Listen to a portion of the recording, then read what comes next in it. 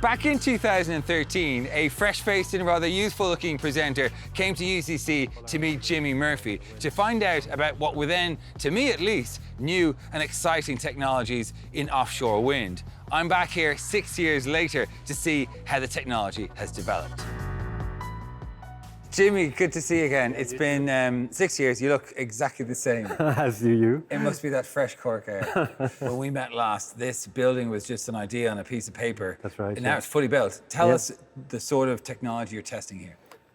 We test any marine structure that you can build a model of. So we test at scale. So the main purpose of our testing is to de-risk technologies prior to they being installed offshore.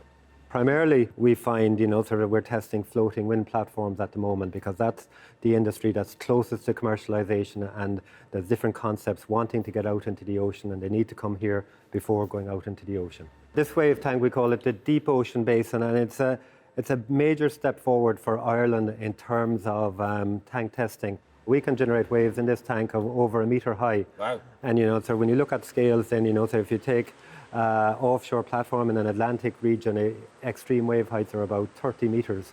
So we can test at a scale of 1:30 in this tank. You could surf that wave. You could indeed if you wanted to. So having that access to that technology allows you to make more robust models of how this technology works in real life. Yeah, the better we understand the performance of the technology here in the tank, the less risk there is when you go offshore. Remind me about the concept of these floating turbines. Exactly how do they work?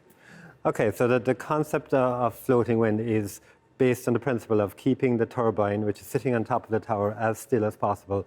So how we do that is that we have a platform sitting in the sea that must stabilize that tower sitting away up 100 meters up in the air.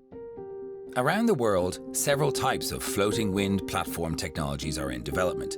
Jimmy is currently testing a tension-legged platform, which derives its stability through taut mooring lines that are anchored to the seabed.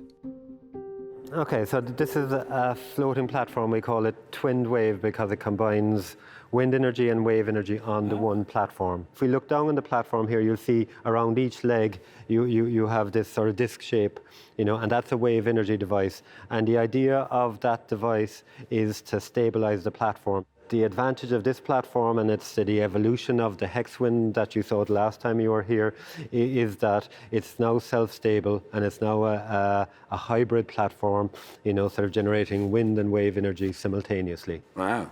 You can see the platform as a whole is relatively stable. Very stable, yeah. Yeah. Now we have both wind and wave together. And you can see again that the immediate effect of the platform came back a bit to us again. Yeah. And of course, what we're looking at is a miniature. So a miniature. This would be quite a violent sea, I suppose, if you were in it. Yeah. In prototype scale, these would be about 6 meters. Wow. 6 meter high waves are one thing, but Jimmy also needs to assess how the platform can handle both the high winds and potentially damaging forces of extreme waves in the wild Atlantic.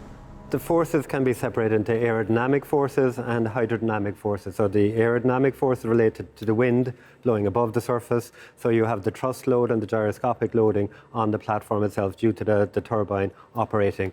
In the water itself, you have the wave forces and the current forces. So all of these want to move the platform. We have remote cameras that can pick up the motion of the platforms in its 6 degrees of freedom. There's heave and pitch, there's surge and sway, and there's yaw and roll. So the platform wants to move in these 6 types of motion, and what we're trying to do is trying to keep the platform from moving in those motions or minimize the motions. It must be quite an engineering challenge. It is. It's a very complex challenge, and it goes a step further than that because what we have is sort of what's called software in the loop, so it's real-time feedback. So as the platform moves, the thrust force varies on the platform, and that's picked up by the motion sensors that feed it into a program that recalculate the thrust that's fed back into the thrusters that adjust the thrust. So in the space of milliseconds, we're adjusting the thrust according to the motion of the platform, which is very innovative, and it's only possible because of recent developments in computational power and technology.